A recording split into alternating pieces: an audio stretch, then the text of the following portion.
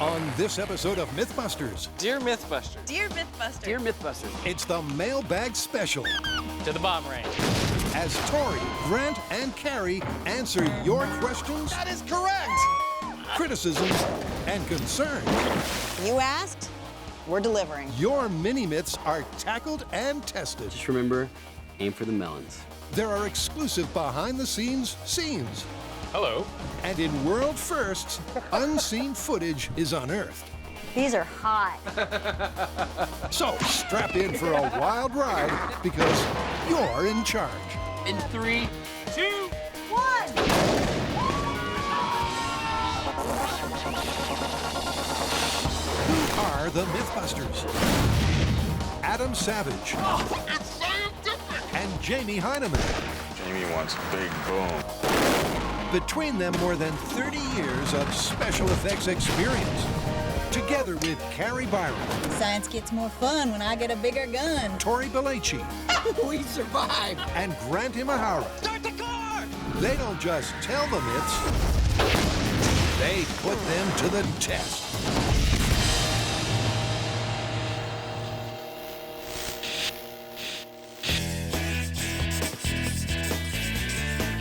Okay, so we're not in the blueprint room and we are surrounded by mail. This is the Carrie Tori Grant Mailbag Special, and this is the mail. And we have gone through this mail, one, to make sure that there's nothing inappropriate. I come from the planet Butthead. But we've also gone through and found all the concerns, questions, myths, criticisms from all of our fans. And we're going to open up as many as we can and answer them as best as we can. Give it a spin. Mythbuster history is littered with letters suggesting stories and revisit ideas. All right. Pick one. And the mailbag here at HQ fills as fast as we can empty it. Yeah, my inbox is stuffed. But this time, the team will tackle every letter's suggestion, not just the myths, which means they're in your hands. And things are about to get crazy. You know what? I found a letter. Adam and Jamie said better to end with a bang. Can you start with the bang? Can you blow up an office cubicle? I like it. To the bomb range. Okay, so the first out-of-left-field letter is to assemble and then, with explosives, disassemble an office cubicle. In a parallel universe, in the early 90s, this is where I'd be. Accounts receivable. Can we start with a bang, you ask? Well, the answer is yes. Yes, we can. And the man in charge of the charge is honorary Mythbuster Frank Doyle. We have taken a M112 block of C4, which is about 1 pound, and we have wrapped it with detonating cord to make sure that the C4 explodes, and we're placing an electric blasting cap into this det cord here, and then we will be command detonating it from a distance away. With the blast shield in place, it's all systems blow. All right, so this is the viewer request. Is it better to start with a bang? In 3, 2, 1, fire!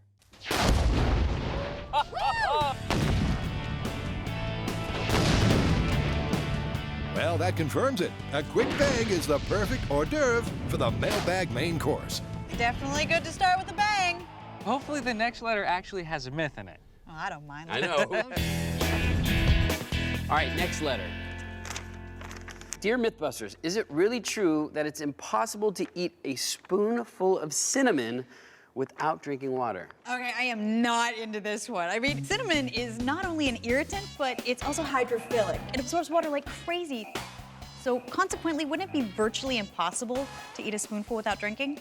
Well, there's only one way to find out. Let's set up on the shop floor and give it a try. It's a dangerous internet phenomenon. To spoon a mouthful of cinnamon without water is supposedly impossible and definitely painful. It's already sent scores of people to hospital. So with a medic standing by, the team gets set to swallow. And maybe you're thinking, spoonful of cinnamon, what's so hard about that? Well, here's why it might be difficult. See, when you eat, you require saliva to help break down foods and help you swallow. Cinnamon absorbs moisture. In the absence of that saliva, it's going to be very hard to get this down. Carrie's first up. I've never seen you hesitate.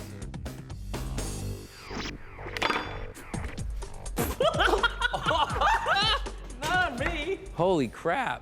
You want some water? Is she... You okay? Yeah, that was great. Not only could Carrie not swallow, but her near-choking fit illustrates that this is not child's play. For a second there, I couldn't breathe. In fact, you know what, the uvula that causes the gag reflex? It's actually cinnamon coated right now.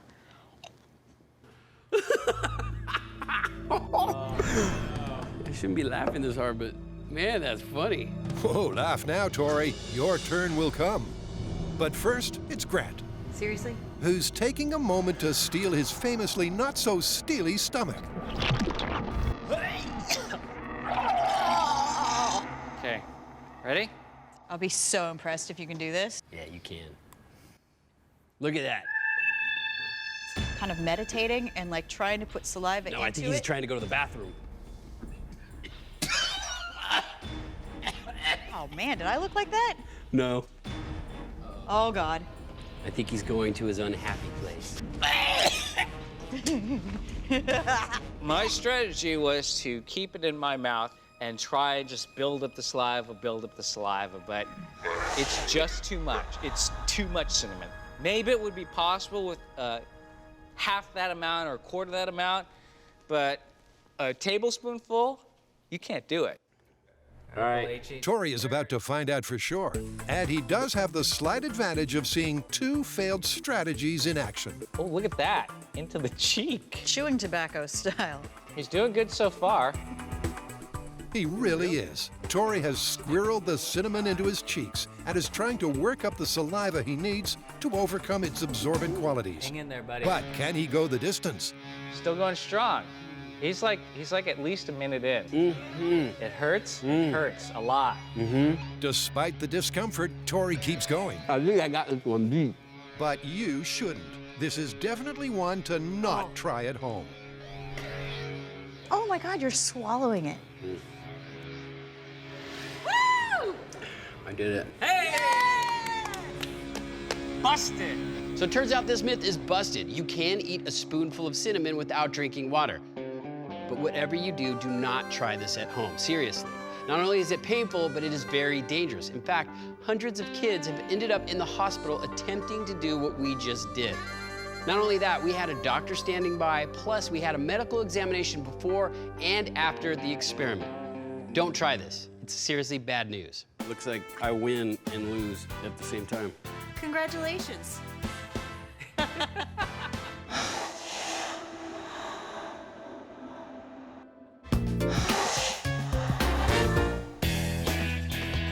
Dear Mythbusters, who does your blueprint drawings?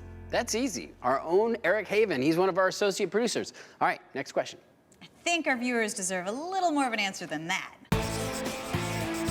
Yep, not a week goes by when the mailbag isn't filled with questions about this international man of mystery. How many years do you think you've been doing push-ups? I don't know.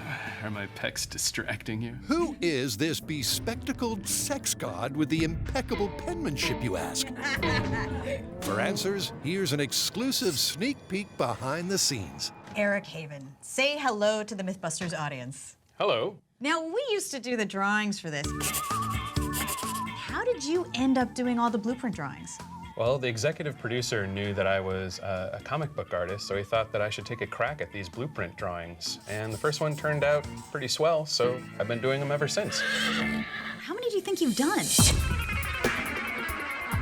Probably close to 500. What are some of the favorite drawings you've done for the show? Well, I like the flying guillotine drawing, and the Battle of the Sexes was fun too. Both of them featured decapitated Tories. How does it feel to be on this side of the camera? Feels very strange and unnatural. Well, why don't you sign that? Okay, my turn. You get some great high speeds on the show. What's your favorite, and have you ever missed the shot? Yeah, does anybody remember the cement truck?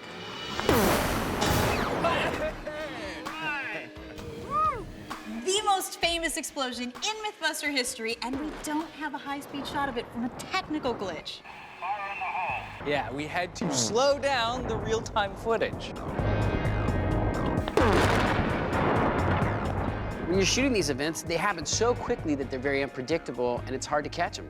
Yeah, but what's your favorite? Oh, mine's definitely car skip.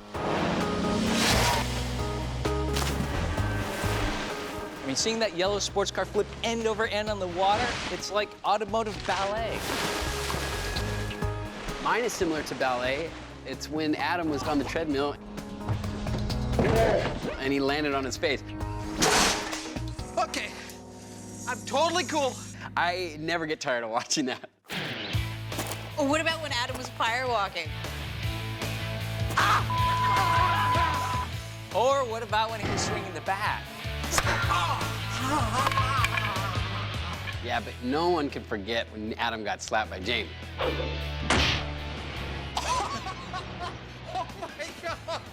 It's like your whole head is rubber. So basically, anytime Adam gets hurt. Shots of Adam being abused and misused are the most memorable. Can we move on to something else now? Here we go. Cut. But the state-of-the-art camera technology is used to capture an array of incredible images. And aside from the occasional missed moment, the team behind the camera always artfully catches the split-second action for your viewing pleasure. That might be one of my favorite high-speed shots we've ever got. That's gorgeous.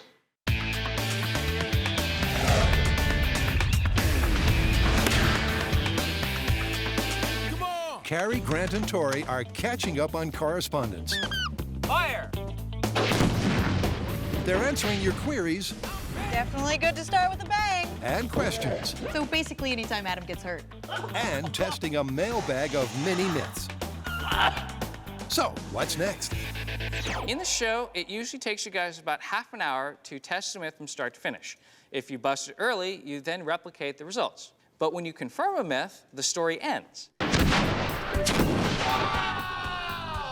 Totally confirmed. My question is, have you ever confirmed a myth so early that you didn't have enough time to tell the story? Yeah, there have been some times where this has happened.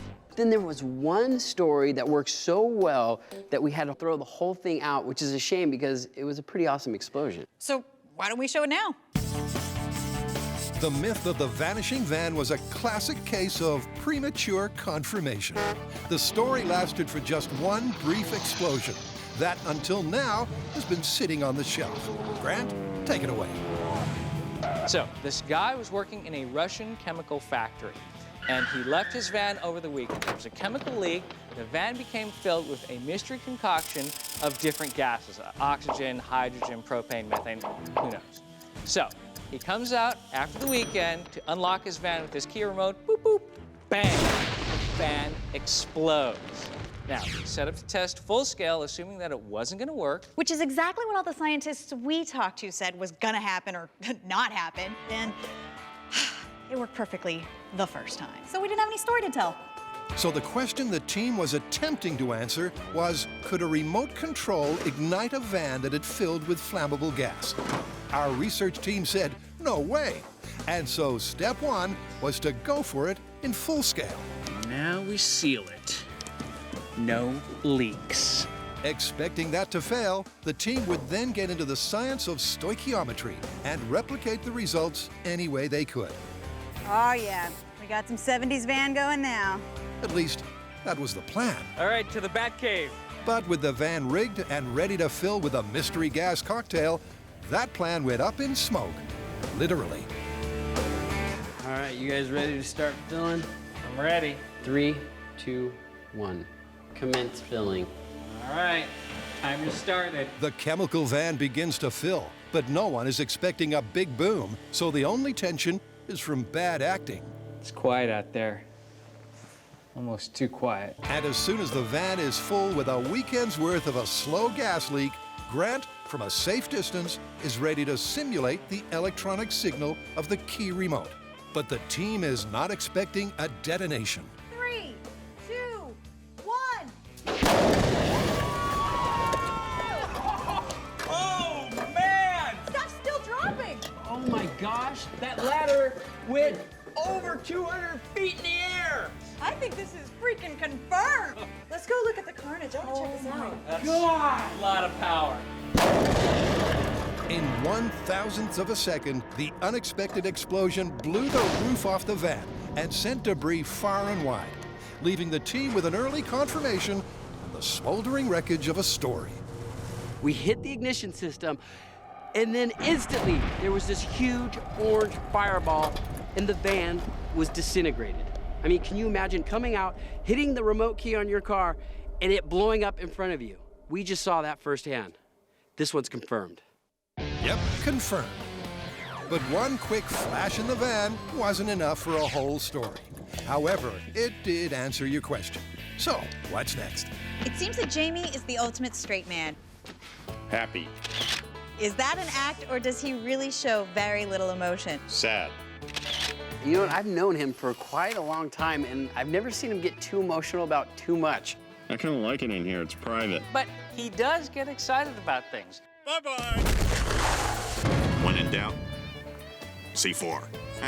Like when they were working on the jetpack, the first time they fired it up, when the mustache waves up, you can actually see kind of a smile happening under there. So it does happen occasionally. I've never seen Jamie so happy in my life. So not giggling like a schoolgirl or anything like that. Jamie wants big boom. No, not usually. Like a big, buff, bald schoolgirl with a beret and a mustache.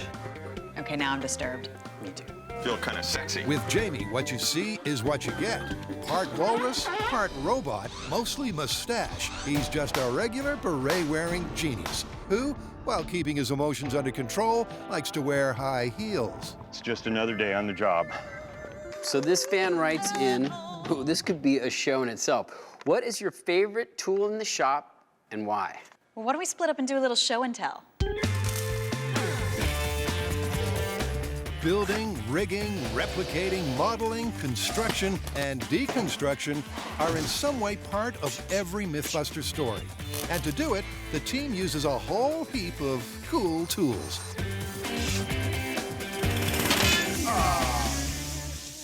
All right, my favorite tool in the shop, besides Tori,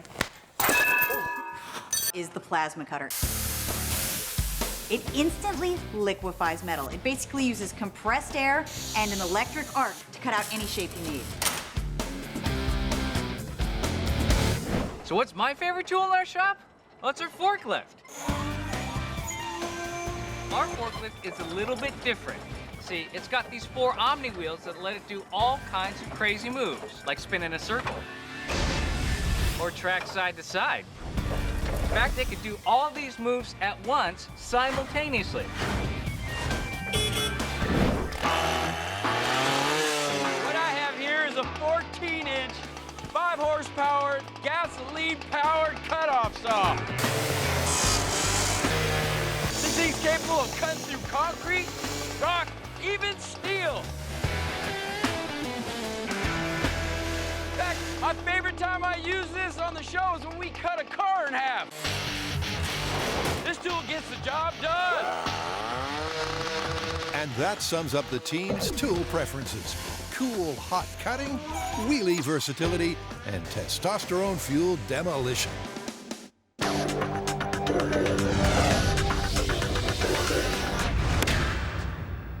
It's the Mailbag Special, and with the letters piling up, Carrie, Grant, and Tori are randomly selecting and then answering your questions, queries, and concerns. So, what's next? All right, so this letter comes from a fan who wants to know, what was your favorite Mythbusters moment? We made it! Oh, there's been so many. Say hoax. Hoax! Here comes chaos. That is messed up! Yep, with over 700 myths, finding a favorite moment is no easy task. But Grant thinks he's got his figured out. It has to be the luxury car drop myth. A classic tall tale testing a commercial that compares a car's top speed and its terminal velocity. We drop a car from a helicopter in the desert, and we go racing after it with a radio-controlled car. Dropping in 3, 2, 1, leave. Holding 105! Here comes the car! Holding 105! The desert! It's coming up! It's like Luke down the Death Star trench until the X comes out. Yeah! But that's a myth. They're talking about one moment from Mythbusters that was your favorite. True. I reject your reality and substitute my own. Well, then it has to be from the most recent Hollywood fender bender. where we rear-ended a car with a truck on a rocket sled.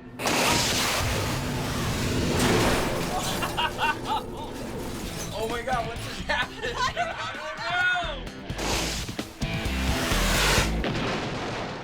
You know what I liked was from Super Size Special, where you were wakeboarding behind that cruise ship. I can't believe we're gonna do this. I mean, the cruise ship was huge, and that wake behind it was just insane. And every time you fell down, we'd have to get you in the catch boat, catch up to the cruise ship, get you back on the wake, and we were going further and further out to sea. And then finally, you did it. It was so exciting.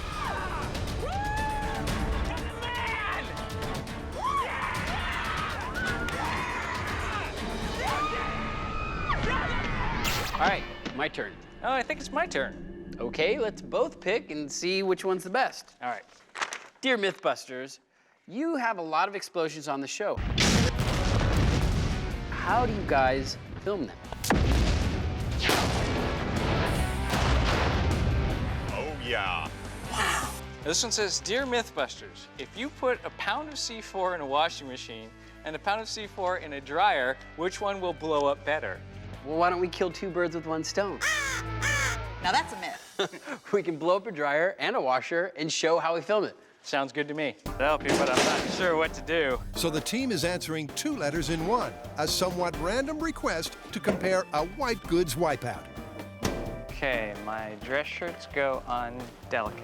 And some exclusive behind-the-scenes info. So we've come to the Yellow County Sheriff's bomb range for 2 reasons. The first is to blow up a washer and a dryer and compare how they explode.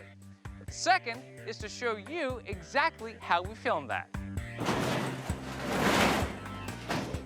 Now, the first step in filming an explosion is picking the spot where you're gonna blow up the item. That spot is gonna be right here. Then the next job is setting up the cameras to find the right angles to capture the explosion. Now that job is done by none other than this Australian cameraman, Ben Hansen. Hello, make sure you frame me well. Next to him is Al, she's recording the sound. And this is Duncan. That's a high-speed camera that he's gonna capture the explosion. And while explosives expert Frank Doyle rigs the C4 and det cord, the camera team scouts the area and then prepares to capture the action by placing the cameras Just a little plex to protect the lens. and protecting their equipment. They don't like it when we blow up cameras. And we've blown up a lot. Okay, Ben and Duncan, what camera angles have you set up for this? We have 7 cameras total. Some of them are up close in the danger zone, and they're protected by steel boxes with plex over the lenses. And we also have our high-speed camera set up out that way, sort of where the hosts are gonna be. With the plan in place, it's time to wrangle the hosts Can the hosts take their positions, please? and run around rolling the cameras. With all 7 remote cameras ready to capture the action from every conceivable angle, Rolling cameras. Carrie, Grant, and Tori call the countdown on this explosive comparison. All right, time to take this machine to the cleaners. First up for destruction is the washing machine. All right, this is blowing up the washing machine with C4. Here we go in 3, 2, 1, firing. Wow. It was gone in the blink of an eye, but each of the carefully placed cameras caught the moment, and each angle added a different perspective. Still alive. Got the shot. Of course, the key shot for the crucial comparison is from the high speed. Recorded at 1,000 frames per second, it illustrates and illuminates events the human eye can't register. And while we've been taking in the footage, the team has been resetting the cameras and explosives for the dryer detonation. This is washer versus dryer explosion. Dryer. In 3, 2, 1. Oh! That was huge! It's gone. Pretty much, it's disintegrated. Nothing's left. The C4 made short work of the dryer, much like it did with the washer. In terms of a comparison, there's not much in it. All right, so I guess if you had to pick a winner, I guess the dryer did blow up better than the washing machine. But you know what? It's not by much.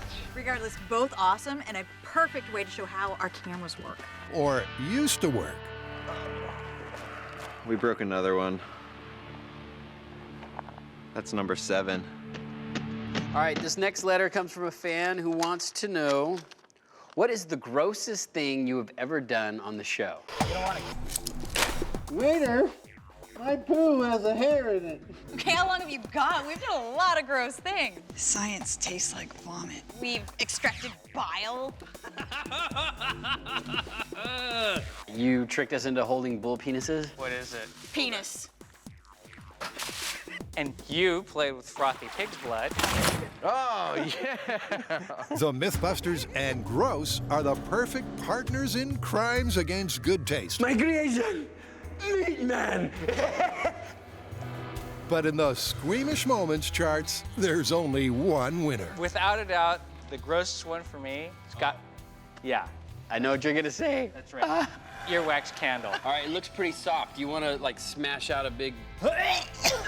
God, I almost threw up from the smell of that thing. It was so horrible.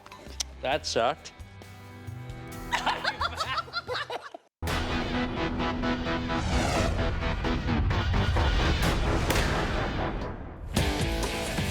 Mad, bad, big rigs, mean machines, and crazy builds This is actually working. are essential cogs in most myths.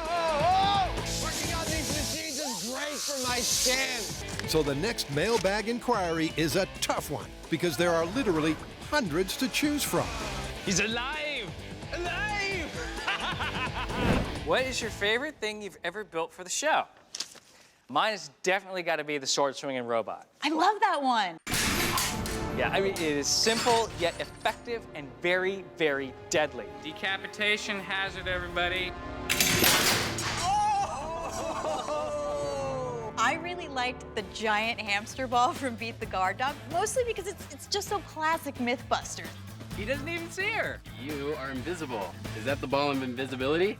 It's not even outside the box. There is no box. It's like, you want to beat the guard dog? How about a giant hamster ball? And everybody goes, yeah, exactly. Got the necklace. Way back when, Adam and Jamie pitted their wits in the hour-long special, The Ultimate Mythbuster, including a quiz on episodes past. Damn, that's correct again. But this viewer has our intrepid trio in their trivia sights. Okay, so I've written you a quiz. No. So are you ready? You want to do this right? Get like a quiz master and stuff? All right, cue the game show set. Hello and welcome to the Mythbusters Trivia Quiz. I'm your quizmaster, Adam Savage, and our contestants, Tori Belice, Grant Imahara, and Carrie Byron. A right answer gets you 10 points. A wrong answer loses you 5 points. Whoever has the most points at the end is crowned the winner and wins nothing. Are you guys ready? Excellent. I've always wanted nothing. Let's do this. Here we go. First question. What was the first myth that used the bunker? Carrie. What is Confederate rocket? Fire in the hole. You don't have to answer in the form of a question, but that is correct. According to the script in the supersized special, the reunion of what two pop bands got Grant particularly excited? It's NSYNC and the Backstreet Boys. Half correct. You get 5 points for that answer. The correct answer is the Spice Girls and the Backstreet Boys. What method was best at keeping needles on a Christmas tree? Carrie. Hairspray. Yes. Very nice, very nice. During what test did I lose an eyebrow? Carrie. Exploding gas station. Cell phone gas station. Correct! Am I missing an eyebrow? Bonus question, why was I particularly upset about losing an eyebrow? You were going out on a date. Yes! Finally, I'm on the board. How many challenges out of 4 did Jamie and I complete successfully in the MacGyver challenge? Grant. 3. Yes! Yes! With the tension mounting, Lando. Yes! God, almost had it. Quizmaster Adam picks up the pace, and Trivia Queen Carrie nails it down the home stretch. What happened every time Carrie fired the gun? Her baby kicked. Yes! weird. Next question. What were the 3 materials used to make rope? Toilet paper, Yes. hair, Yes. and bedsheet. Yes! What is Jamie's bachelor's degree in? Russian literature. Yes! What? Totally takes it home. The winner is Carrie Byron. I wanted nothing. Thank you, Mom and Dad. Indeed, Carrie goes home with a big fat bucket of nothing. Thanks for playing, contestants. Thanks, everybody at home. See you next time.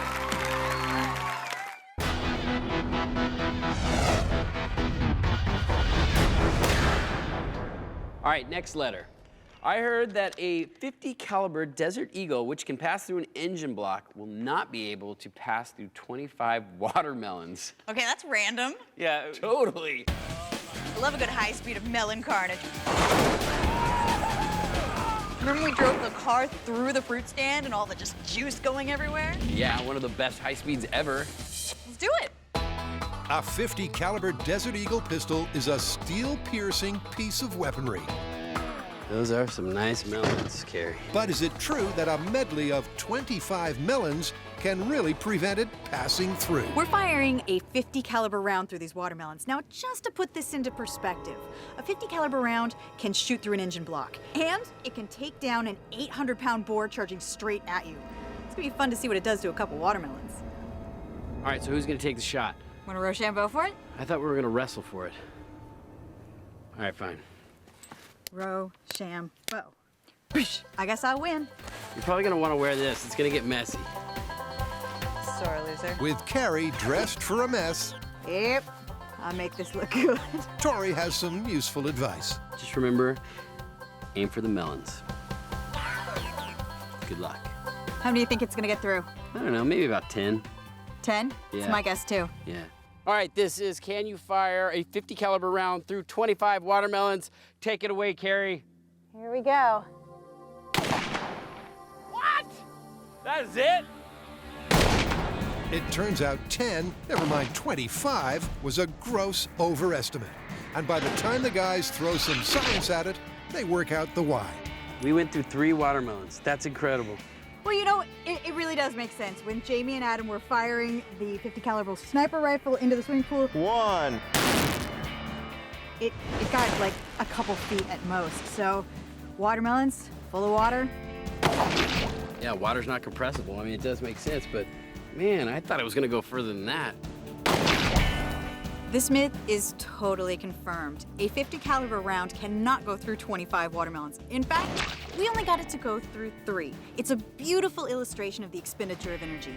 The bullet enters the first watermelon, and all of the energy is just absorbed and smashes the watermelon into a million pieces. Then we go into the second watermelon, and it just kind of breaks into 2 distinct parts. Then we go into the third watermelon, we have a beautiful entrance and exit wound, but that's it. And then we don't make it to the 4th watermelon. So this is not only confirmed, but an amazing high speed.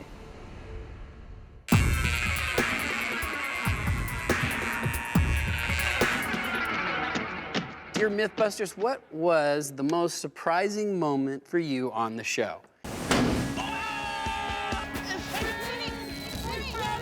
That was perfect! You know what? I love those moments on Mythbusters when you think one thing is gonna happen and then the exact opposite happens. They just don't want to break the china. This is ridiculous. For me, it was Chinese invasion alarm. 1, 2, 3. That was the story that the Chinese had an early warning detection system for tunneling armies. They would sink these goatskin drums into the earth, and they would set people at the top to listen to see if they could actually hear the tunneling army. So, Jamie, if we find gold, are you gonna share it with me? And 1. So we replicated the circumstances, and Adam and I were at the top of a hole listening to see if we could hear Jamie and Tori with pickaxes down in a gold mine below. 18.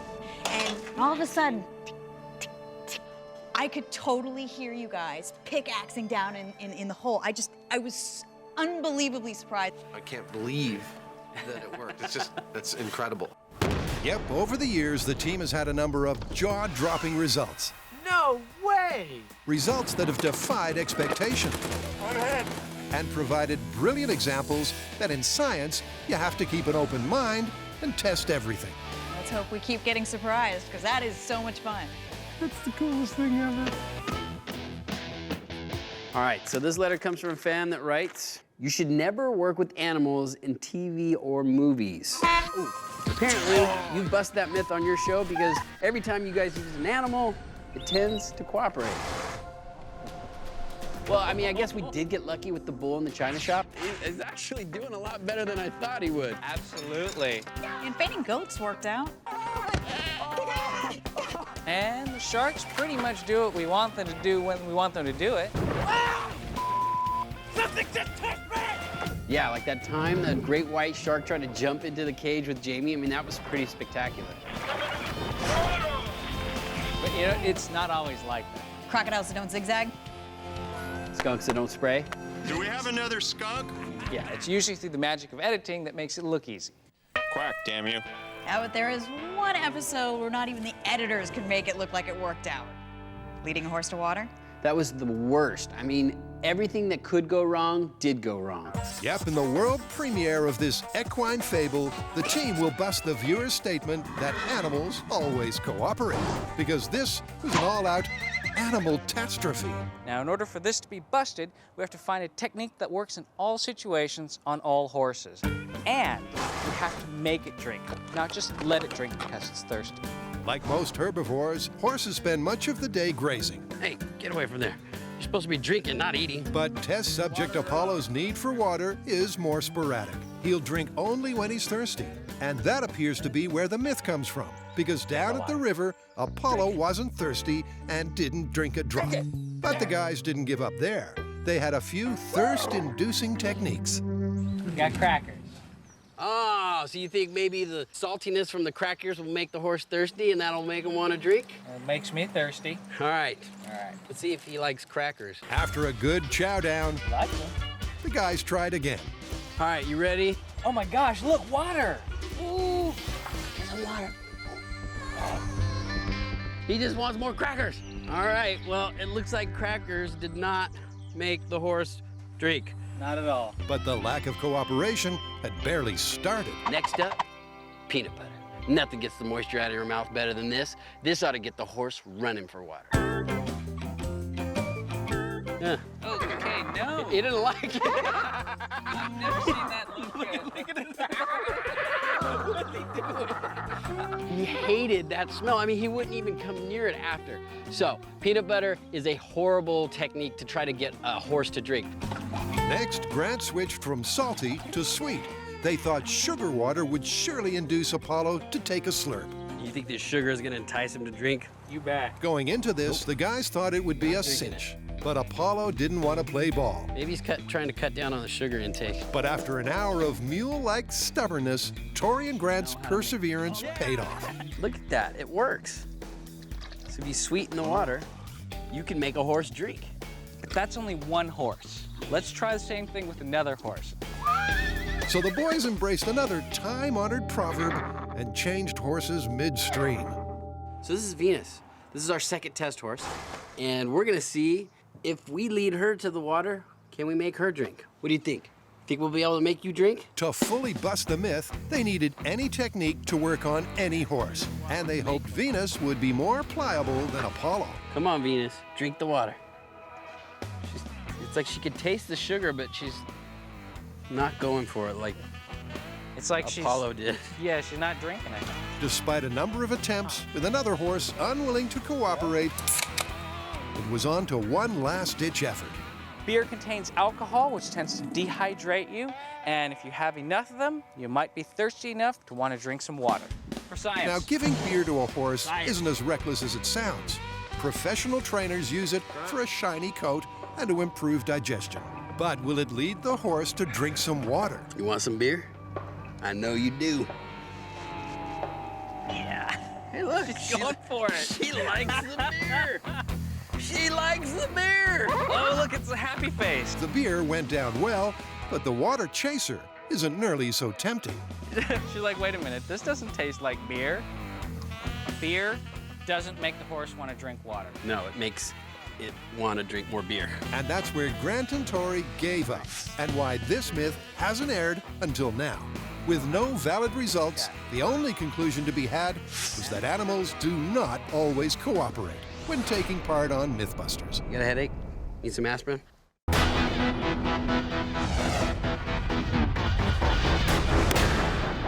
Help you, but I'm not sure what to do. Carrie, Grant, and Tori have been tackling your weird and wild suggestions and questions.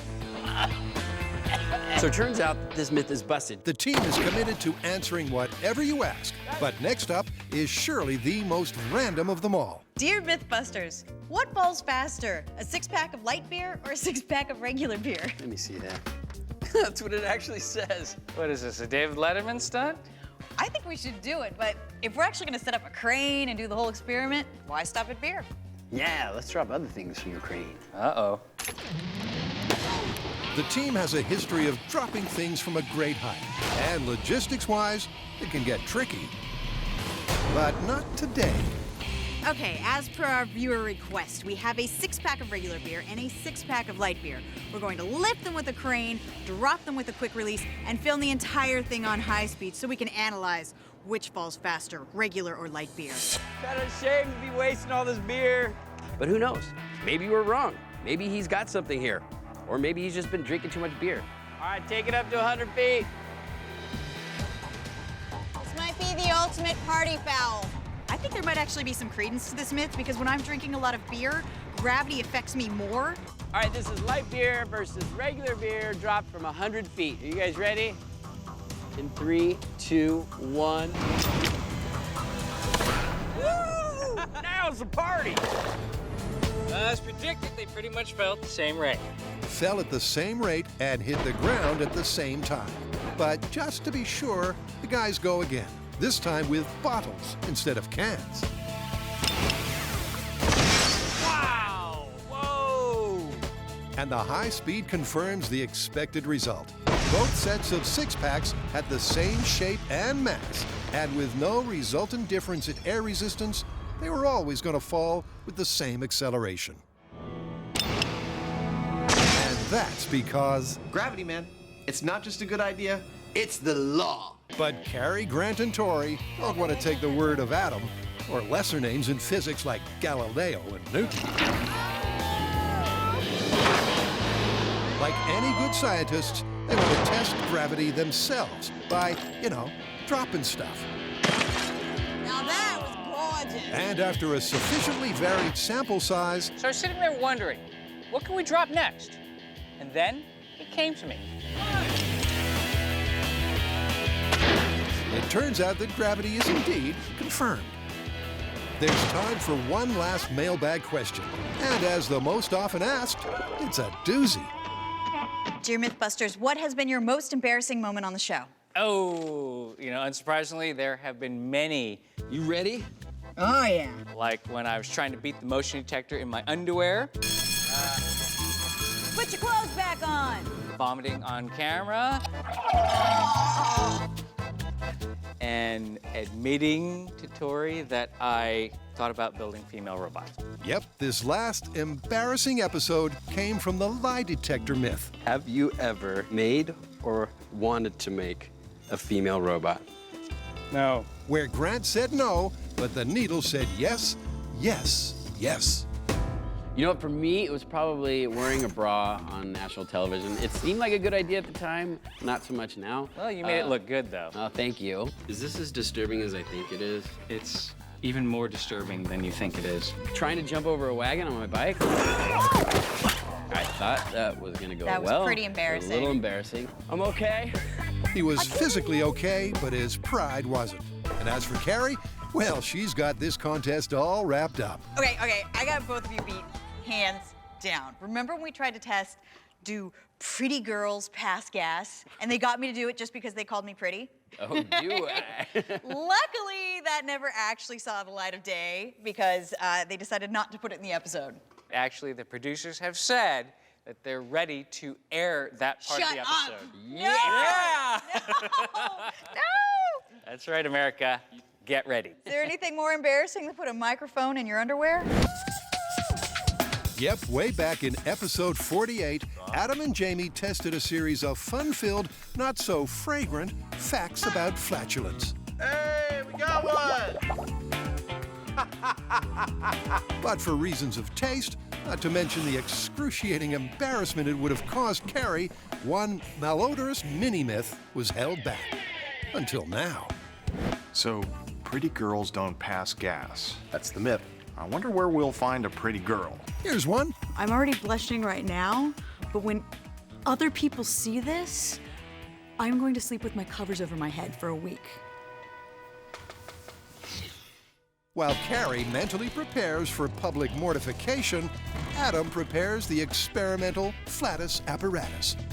A pair of attractive gas-proof pads with 2 detection devices. I added a pocket for this hydrogen sulfide meter, and I also added a pocket for a microphone that she will wear right here.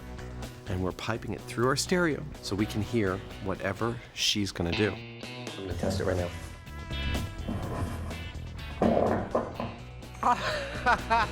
There you go. Works like a charm. Charm isn't the word we're looking for, Adam. And here you go. Flatus detection panties. My reputation is about to be ruined.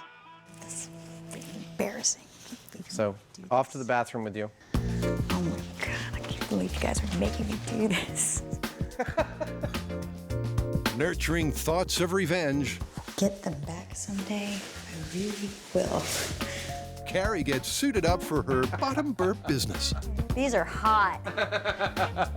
They may be hot, but after going about her day, according to Carrie, it's the Flatus detection device that's at fault, and not her. I would be happy. That is a false alarm. That is pissing me off. I have to talk to Adam about this design. With the hydrogen sulfide detector defunct, it's over to the mic and loudspeakers. But a full day goes by, and our designated pretty girl hasn't uttered one but cheek peep. I have a feeling that the minute the cameras go off and everybody leaves, then maybe it'll happen. I think that maybe I'm just anxious and a little shy. That's totally unacceptable. You have to generate one on camera. You can't just say it happened yesterday. You have to do it. It's totally unacceptable. Hey! Woo! Give me a high five. All right. Thanks very much, I'm so Carrie. embarrassed right now. I don't even know what to do with this. My family's gonna watch this. Oh my God. The status of this myth that girls do not toot is busted. I am a human. All girls are humans. And we pass gas just as the boys do. Oh, can I take the microphone out of my butt now? Yep, that's about as embarrassing as it gets. And Carrie wins the red-faced Olympics hands down. With almost 20 suggestions, questions, and mini-myths tackled, answered, and tested, it's time to put the mailbag away until next time. And finish with the obligatory bang.